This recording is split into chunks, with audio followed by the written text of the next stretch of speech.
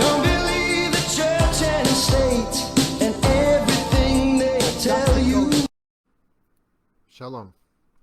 This is Yehoishophot Oliver coming to you on the 10th of June on Yud-Ches Sivan. The truth is coming out more and more. The truth that we were deceived, well, the world as a whole was consciously being misled, that the whole coronavirus is a big hoax, a big lie, a grand deception, the likes of which we haven't seen since 9/11, and far more devastating to the world than 9/11. The truth about New York is coming out. The truth that there was medical malpractice in the hospitals in New York. The truth that the coding for the death certificates was deceptive. That people who died from other causes were classified as having died from COVID-19 when in reality they only died with COVID-19, and so on and so forth. All this truth has been coming out for a very long time, but it's coming out at an ever increasing pace. More and more reports, more and more exposure of what's really been going on is coming out. The lie is getting harder and harder for the leaders to maintain and for the people to accept. More and more people are waking up that they've been a victim of a grand mass mind control operation. So you can only put a lid on the truth for so long. You can't prevent it completely from coming out. And in fact, the evildoers behind this evil plot, they know that. But what they also know is, since they control the flow of communication to a large degree through the censorship and through shaming dissenters, they can issue official denials, and they can maintain their image and get away with what they did. We saw that on 9/11 on many occasions. So that's true of politicians, people who are much more big picture people, who are governors, or mayors, or people who are acting on the more grand scale.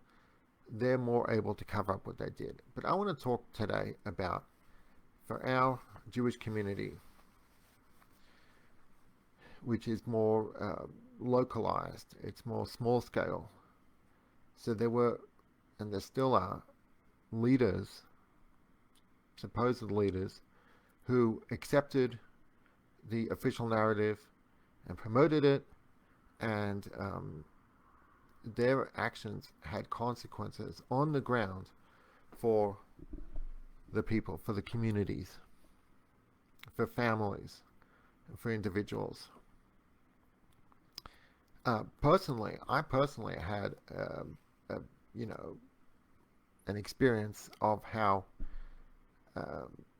people in my family, it's not a personal attack on my family, but it's just an expression of the effect that the words of the leaders had on me, and I'm sure many other people had similar experiences.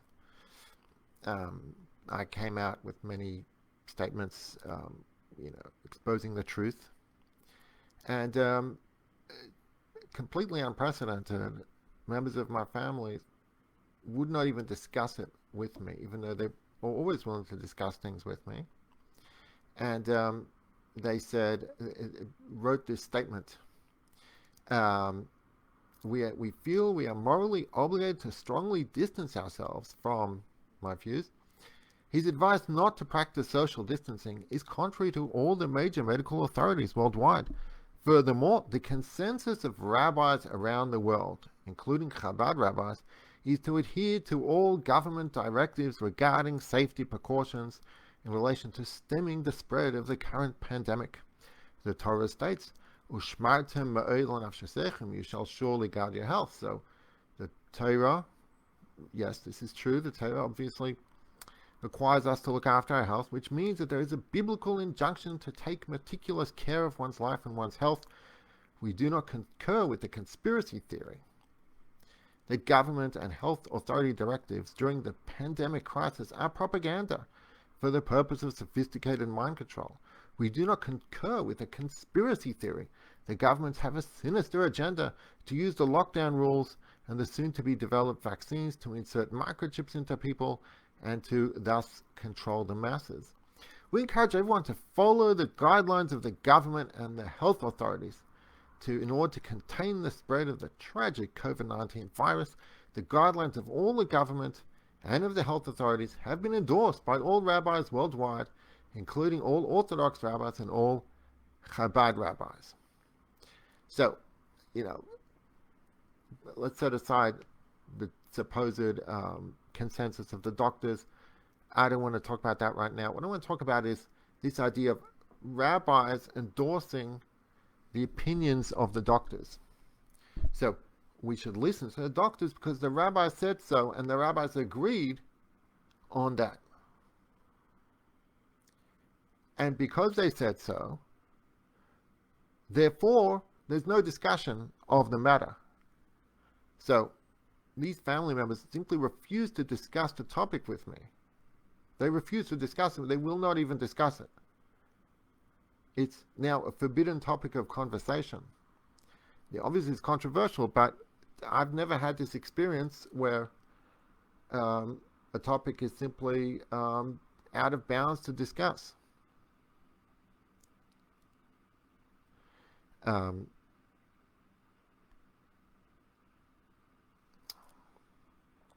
This is an unprecedented level of what I view as a kind of mind control. This very letter, this very statement is itself proof of the extent of the mind control. When you refuse to discuss something, you show that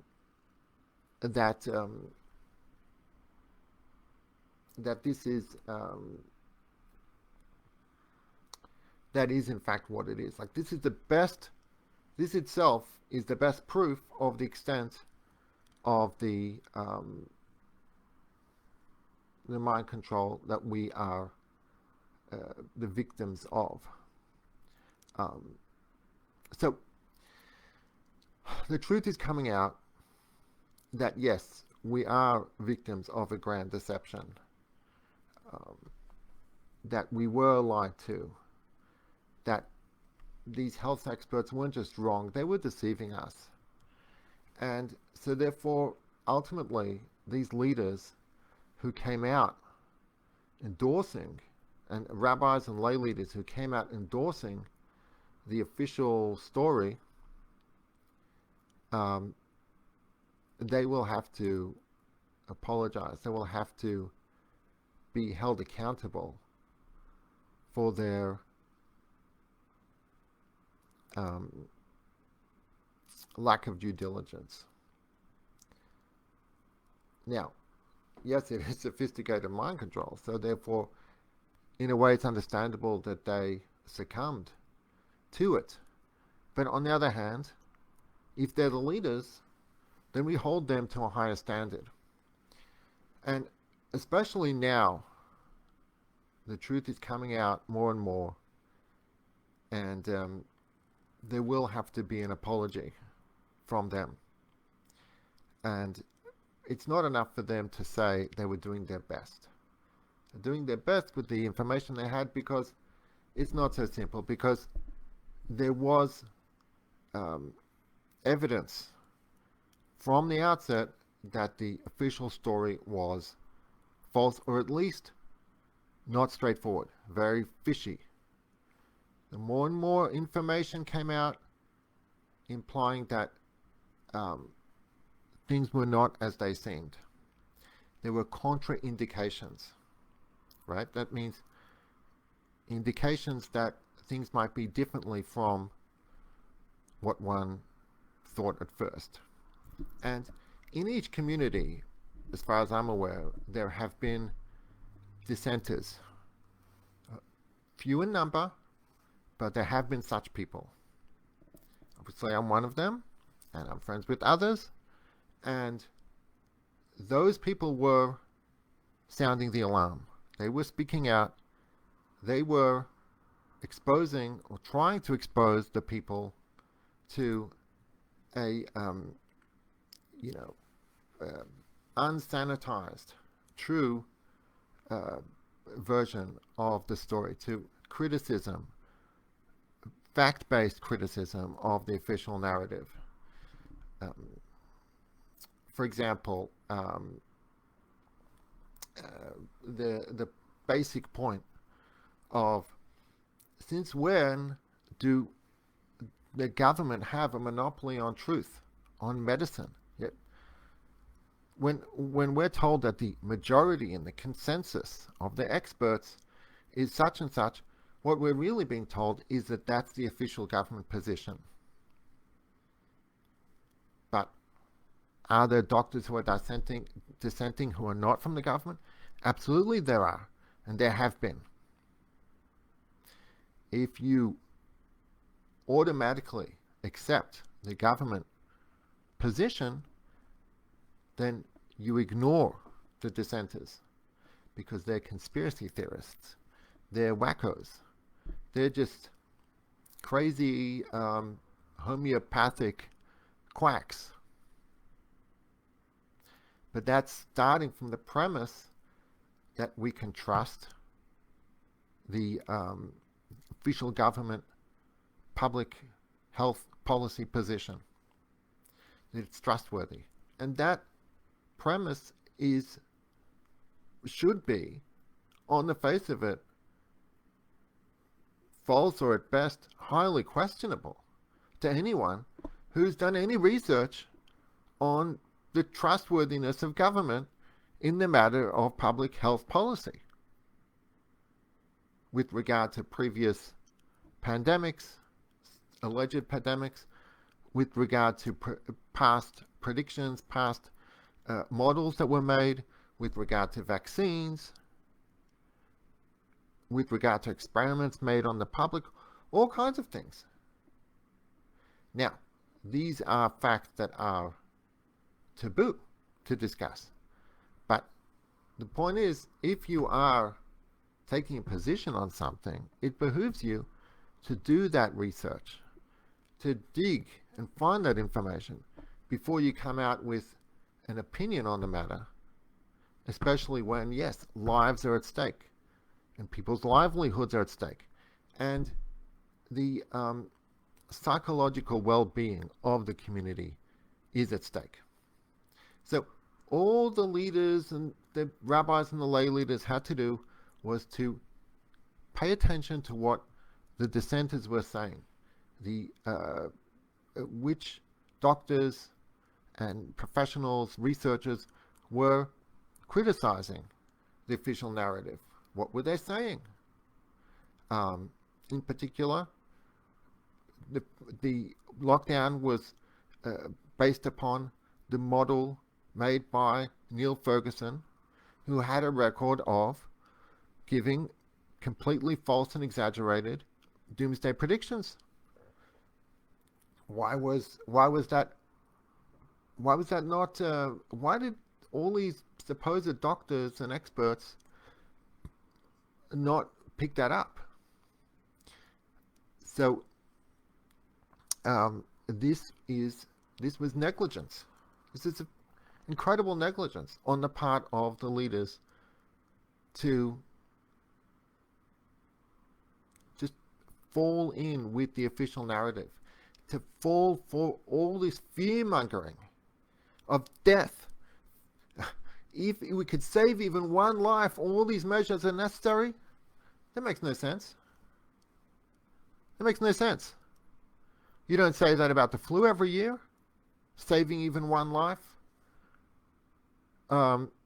People have an immune system, and the issue is the threat assessment. The issue is, how great is the danger? Does it rise to the level that would warrant measures, would warrant forcing people to inhibit their freedom for the sake of this greater good? And that's the core issue that the leaders neglected to analyze critically. They fell for the fear-mongering propaganda from the media and from the government.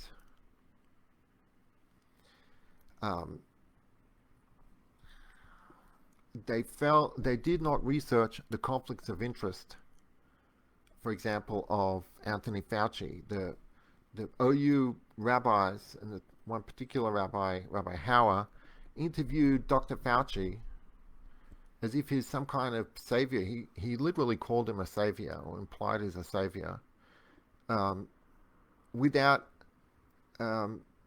considering his record of deception with regard to matters of public health, his connections with Big Pharma, his connections with the Bill Gates Foundation, which are a complete conflict of interest, his connections with the vaccine agenda, and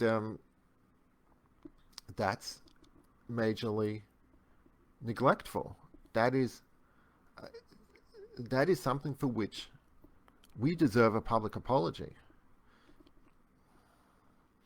And another big point is that rabbis gave in to pressure from lay leaders. This is what I understand happened in many cases. It wasn't so much that the rabbis actually themselves, based on the facts and the evidence that they were shown, really believed that the danger, the risk had risen to the level of that lockdown is necessary. It was more that they were under pressure to make statements, and in many cases they signed their name agreeing with statements that were essentially dictated to them by lay leaders, by powerful people in the community who believed that we should follow the government position. And it's quite possible various lay leaders as well were also put under pressure, and they made statements taking policy positions that they did not themselves believe. And I would also say that doctors, I have information, second-hand information, reports that there were doctors who signed on statements endorsing, and requiring restrictions that went further than the government restrictions, even though those doctors did not actually fully accept or fully believe, based on their intellectual assessment, that these restrictions were necessary. They signed on these statements because they were under pressure to do so. They also owe us an apology.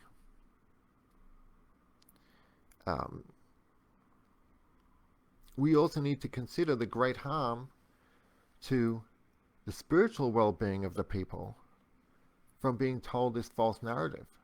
If it were really true, well, then I guess the spiritual harm of not congregating, or not gathering to learn Torah, or to study, or to pray, and so on, would be warranted. But since that wasn't true, so that's essentially harm that was inflicted. If you tell someone that they have to, let's say, wear a cast, so there's a big difference between whether they're actually injured or they're not actually injured. If they're actually injured, then you're helping them. But if they're not, then you're unjustifiably inhibiting them. And if you didn't do your due diligence, if you gave them false information, you should be held accountable to that, and you should apologize for that once you find out that that's the case. So these leaders gave into the groupthink, and they issued the rabbis issued halachic rulings.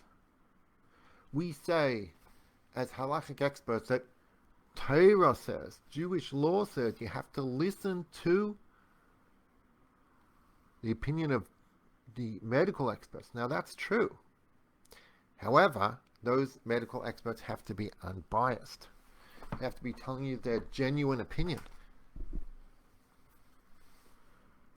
They have to not be acting out of fear for what will happen with their professional position if they don't take a certain position, or some other kind of pressure, or acting out of groupthink.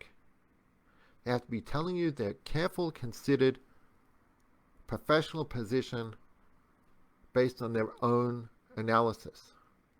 What we have in many cases is doctors simply saying, oh yeah, Neil Ferguson, he's an expert, we accept his opinion. But they didn't investigate it for themselves. In fact, they were not able to investigate it for themselves because Neil Ferguson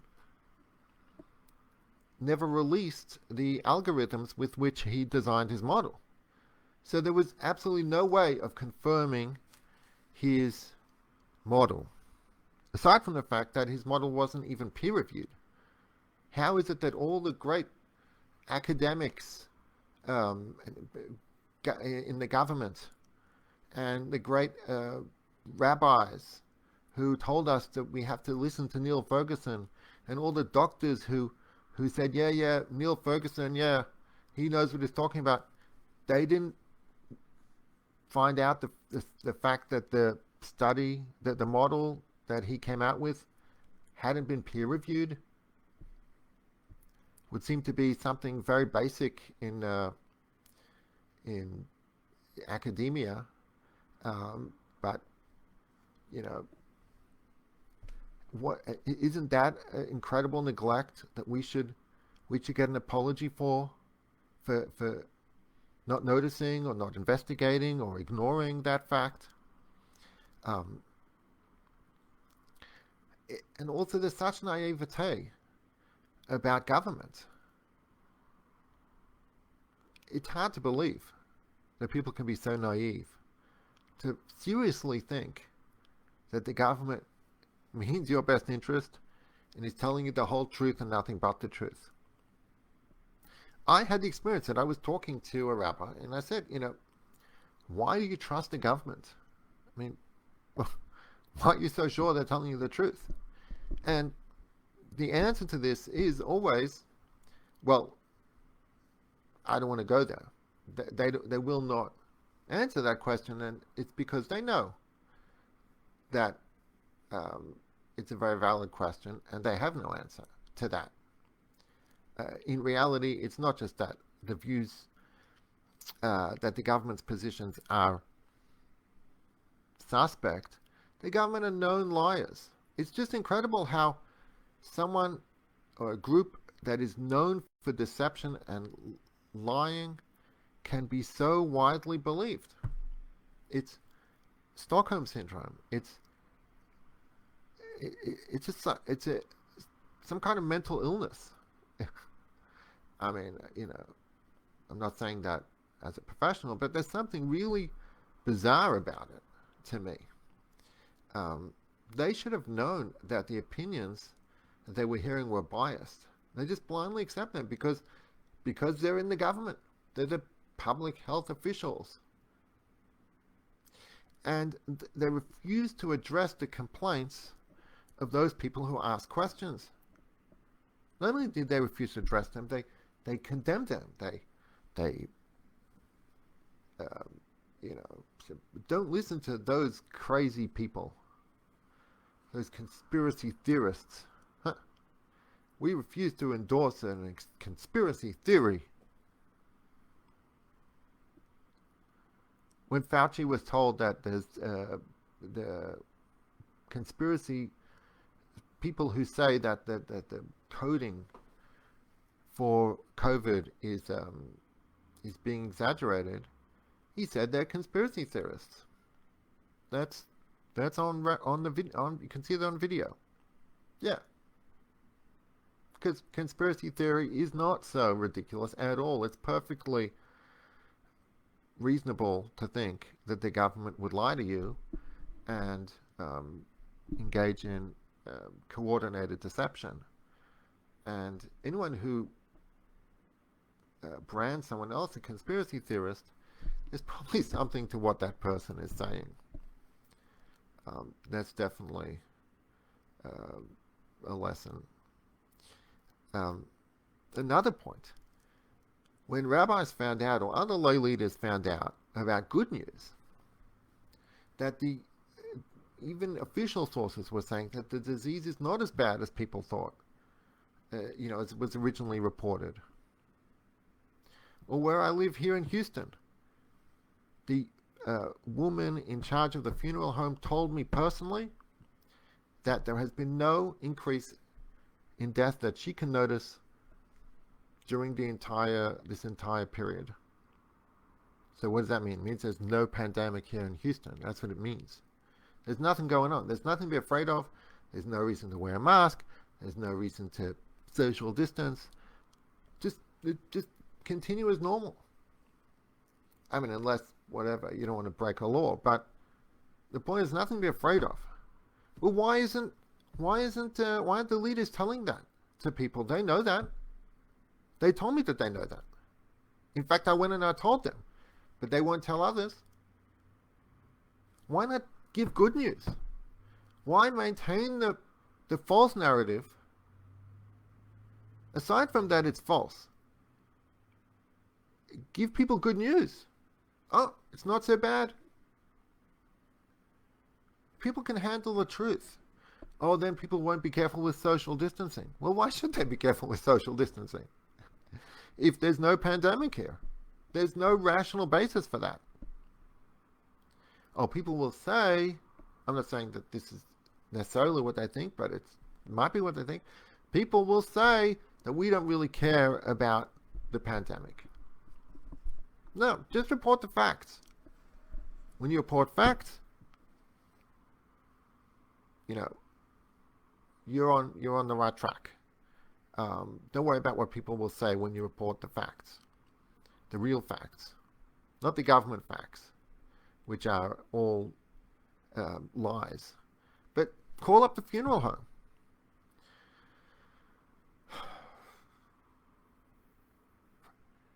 So simply by not giving the good news, they're essentially maintaining a lie and maintaining fear. Maintaining the fear among the people who still, for whatever reason, believe the official narrative. And another point is that based on the rulings of these rabbis, some people even went to the point where they reported on other Jews to the police for having private prayer gatherings, which is an incredible sin. But that was in fact endorsed by some rabbis. Rabbi Leshas in Melbourne, in fact, said that those who violate the directives should be informed on to the police. And that in fact happened. Someone informed on a prayer group to the police, but in fact this prayer group was following the directives of not more than 10 people and social distancing, and still these zealous COVID blind believers informed on them to the police, And everybody thought that this minion, this prayer group, was violating the official rules when in fact they were not. This is what I heard. Of course, I wasn't there. But yes, I did see the text that he wrote saying that you should inform to the police. Whoa, that's a really serious level of certainty about the supposed danger from COVID. What's that based on? What's that certainty based on? On blind faith in the government. That is what we need. An apology, a complete retraction, a complete mea culpa from these supposed leaders.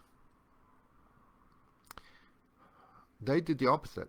They ridiculed and mocked anyone for not listening to these experts. They might be afraid of being sued, of losing their positions, maybe, I don't know. But it's not an excuse. What is a leader for? To lead the people specifically when there is a crisis, when there is confusion, to show guidance in those times, not to be, not to lose one's head. There's a line in this poem from Rudyard Kipling called "If," and he says that what part of being a man is not to lose your head when everyone about you is losing their head and blaming it on you. That's the responsibility of a leader, to maintain his cool, calm, critical analysis of a situation and not let himself be misled by people with an agenda, people acting or people acting out of emotion or blind faith in government.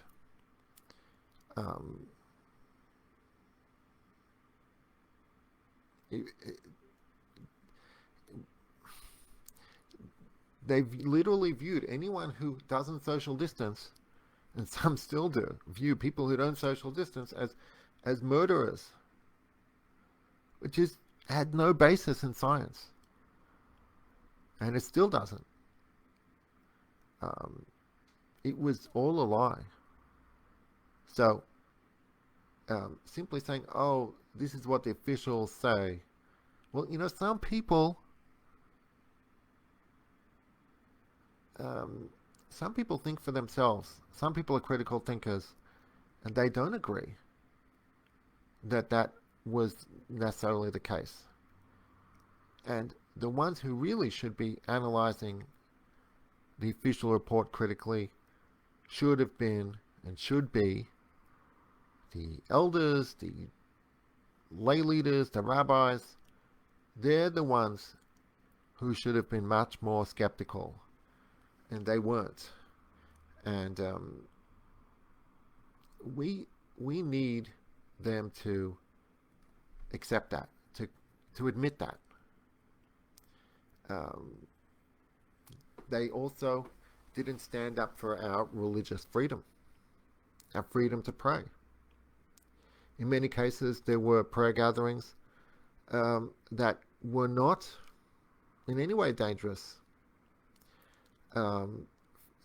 Is a slightly different thing in a different context, but there were people who gathered in cars, Christians who gathered in cars in like a parking lot and played music.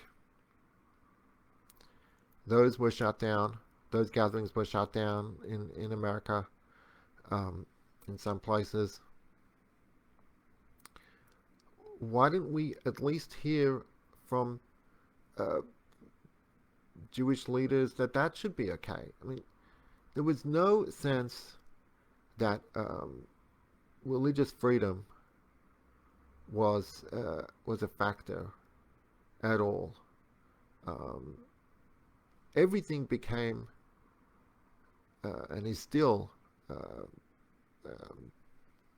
able to be sacrificed because someone claims that there might be a concern for safety. How is that the only possible consideration? As soon as you say safety and you say someone might die, then everybody switches their brains off and there are no other considerations? In Russia, people risk their lives to go to a shul, to a secret minyan, and some were caught, and if someone else was caught and then he was tortured, then he could rat out on the other people who were at the minyan, and still they did it, knowing that that might happen. Where's the sense of caring about our right to pray?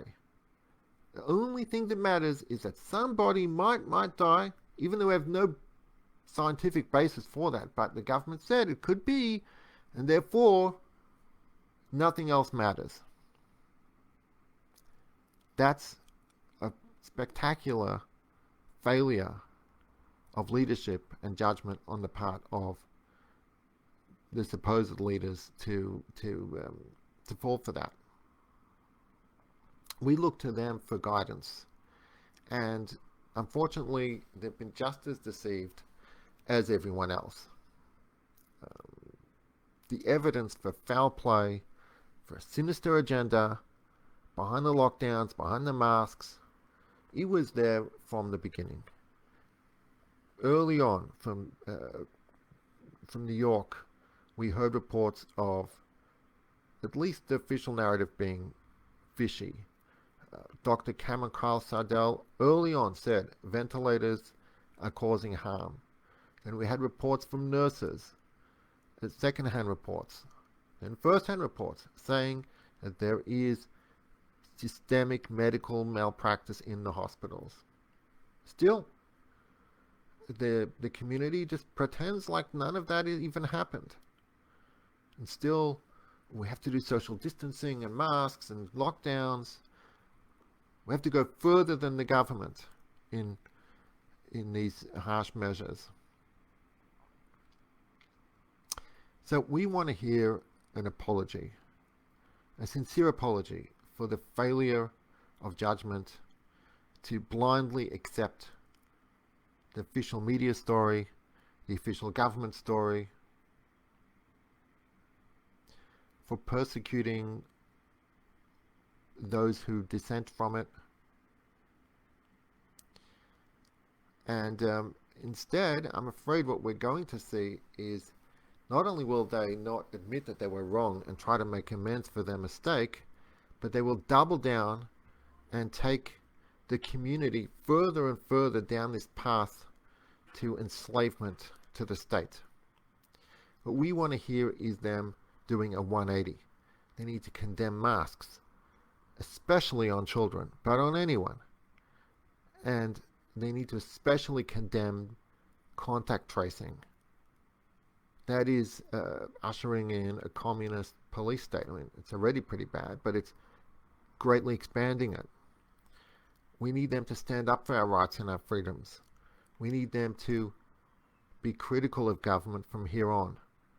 We also want an apology from them for twisting Jewish law and saying the Jewish law says, and they are saying with their rabbinic authority, the Jewish law says that we have to listen to and obey whatever the government tells us in matters of public health, which is what we were told from Rabbi Braun in Crown Heights, Rabbi Osder in Crown Heights, and the OU, and the rabbis in Melbourne, and all over the world.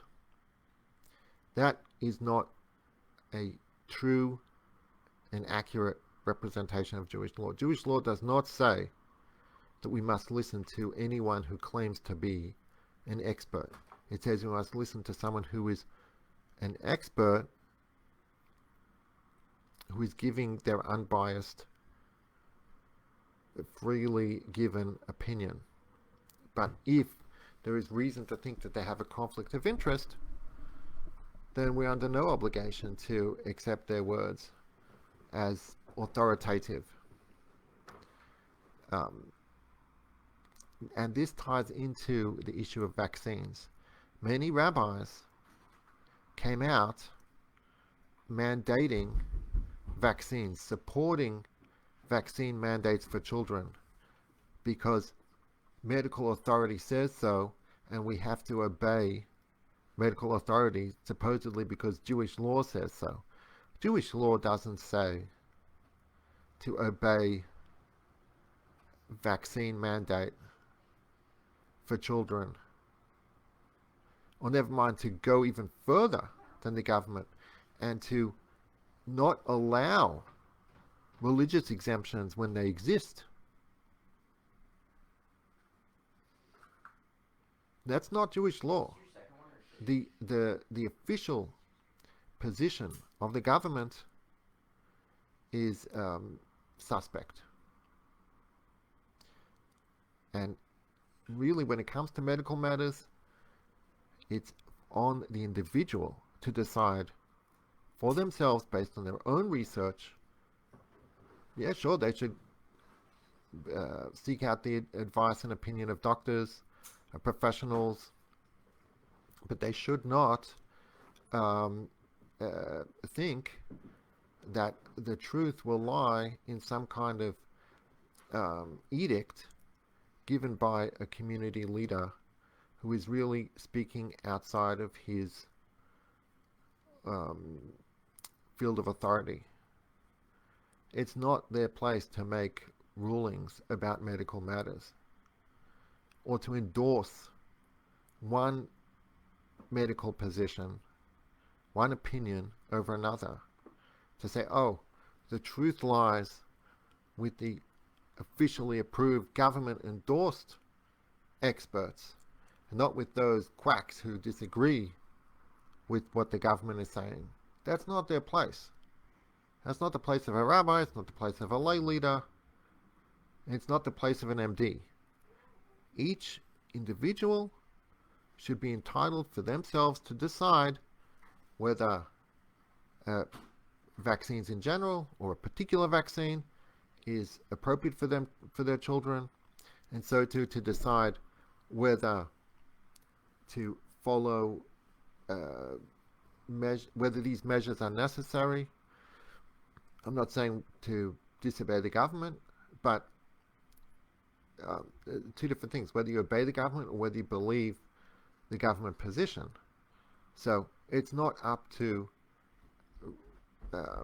leaders who are not medical professionals to take a position on that matter.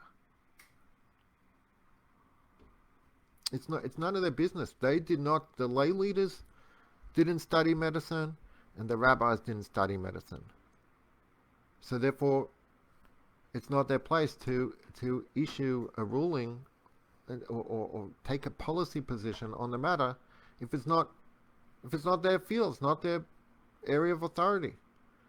The business of a rabbi is rabbinics, Jewish law.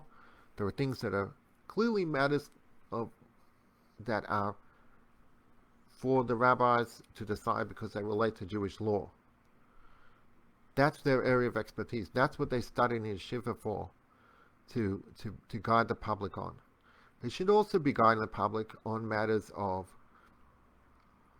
morality and just standing up for truth and justice in general. But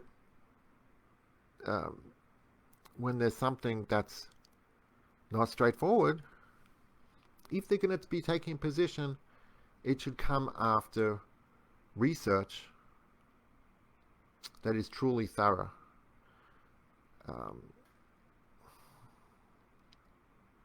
Another point is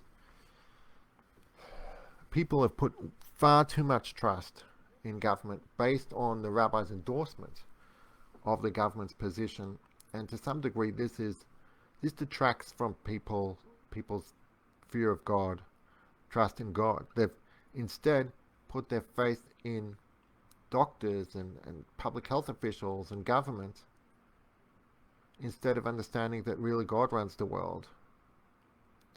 Again, I'm not saying that the opinion of true medical experts doesn't matter. What I'm saying is that this automatic blind acceptance of a medical, officially approved medical position, this shows a lack of faith.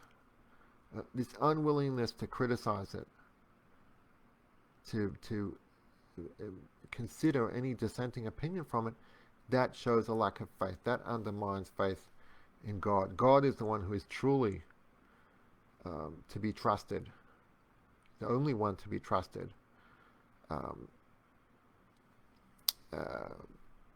with our lives and with our safety, ultimately.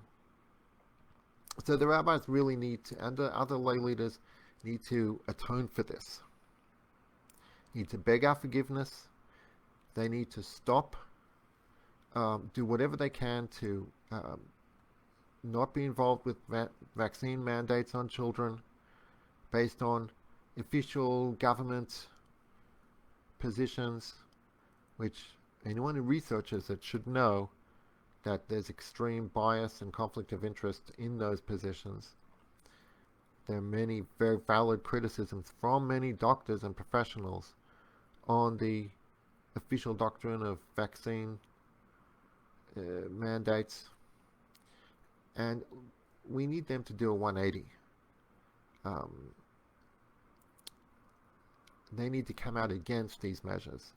They need to speak out for freedom of speech in criticizing the government. They need to call out the lies.